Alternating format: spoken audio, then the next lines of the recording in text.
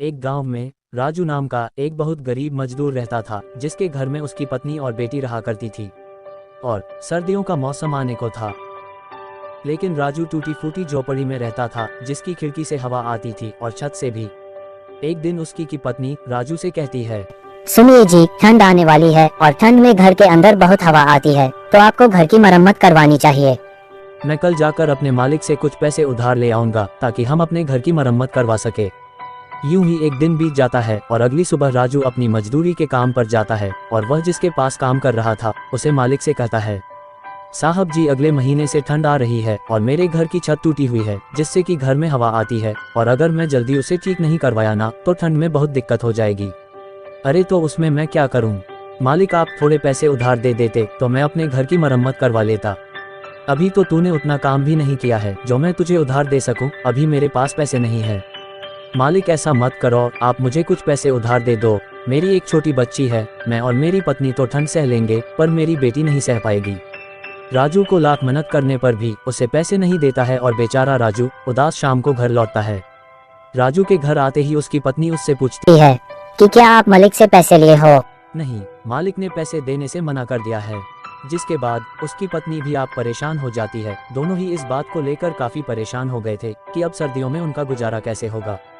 अभी ठंड आने में पूरा एक महीना बाकी है, तो मैं अगले महीने की पहली तारीख को अपने मालिक से पैसे के लिए बोलूंगा, और तब शायद मलिक मना ना करें। हाँ, यही सही रहेगा। यूं ही राजू को मजदूरी करते हुए एक महीना और बीत जाता है, और जब राजू अपने मालिक से कहता है, मालिक, अब तो पूरा एक महीना हो गया है, थोड़ी थोड़ी ठंड भी होने लगी है, अरे अब तो आप मुझे मेरी मजदूरी के पैसे दे दो, ताकि मैं उन पैसों से अपने घर की मरम्मत करवा लूँ। राजू के इस बार पैसा मांगने पर भी मलिक फिर से कोई नया बहाना कर देता है और कहता है कि अभी मेरे पास सिर्फ ये 500 रुपये है, इससे ज़्यादा नहीं है। 500 रुपये देखकर राजू कहता है कि मलिक, मैं तो इस महीने एक भी छुट्टी नहीं की, उस हिसाब से तो मेरा ज़्यादा पैसे बनते हैं। लेकिन मालिक अपनी बातों में फंसा देता है और राजू के ज़्यादा बहस करने पर उसे कम से धक्के मारकर निकाल देता है। राजू कम पैसे मिलने और काम से निकल जाने के बाद बहुत परेशान हो जाता है। उसे समझ नहीं आता कि आगे वह क्या करें। यूं ही सोचते सोचते वह अपने घर पहुंच जाता है, जिसे यूं निराशा देखकर उसकी पत्नी कहती है, क्या हुआ, आप पैसे नहीं लाए? अरे इस बार भी मालिक ने पूरे पैसे नहीं दिए, और तो और मुझे काम से भी निकाल दिया है। ये बात सुनकर उसकी पत्नी चिंता में पड़ जाती है और कहती है कि अब घर कैसे चलेगा, ठंड में हमारा क्या होगा? तुम चिंता मत करो, मैं कहीं काम ढूंढता हूँ। इतना कहकर वह उन पैसों से घर में राशन भरवाता है, और अब उसके पास पैसे खत्म हो गए थे। कुछ दिनों तक राजू यहाँ वहाँ काम की तलाश में भटकता है, पर उसे कहीं काम नहीं मिलता। वहीं दूसरी ओर अब ठंड भी धीरे धीरे बढ़ने लगी थी, और रात के समय राजू के घर में ठंडी हवा खिड़की और छत से आनी शुरू हो गई थी। ठंडी हवा की वजह से अब राजू, उसकी पत्नी और उसकी बेटी पूरी रात ठंड में कांप पर रहे। उनके पास एक ही कंबल था, अब उसमें भी ठंड नहीं रुकती थी।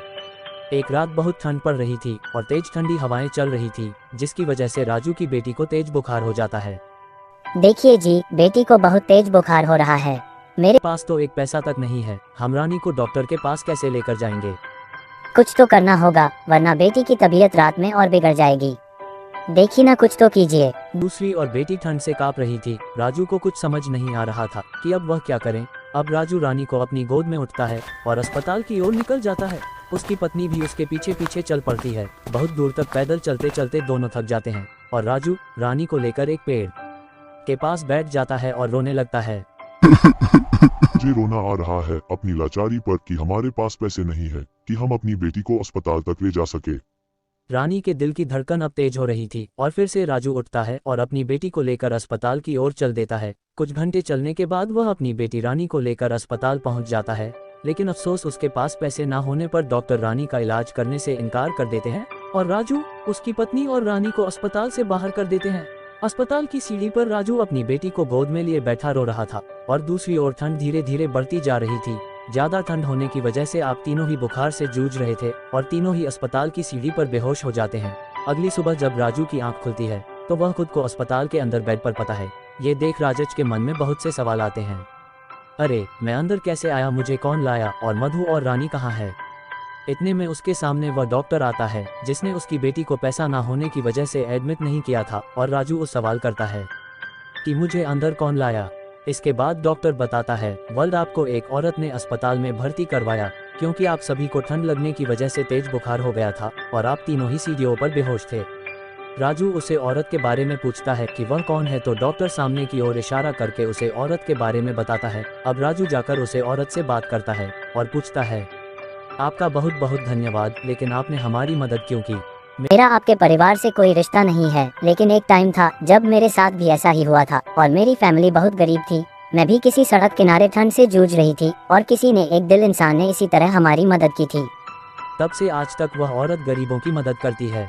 ये सुनकर राजू उसे धन्यवाद कहता है और फिर राजू अपनी बेटी से मिलता है और अपनी पत्नी से भी। अब राजू से वह औरत पूछता है, आखिर आपके साथ ऐसा क्या हुआ था जो इतनी रात अस्पताल के बाहर बैठे थे? राजू सारी बात बताता है, जिसके बाद वह औरत राजू और उसके परिवार की मदद करती है और राजू का घर भी बिल्कुल ठीक करवा देती है। अब राजू को गरीबी और ठंड दोनों से छुटकारा मिल जाता है।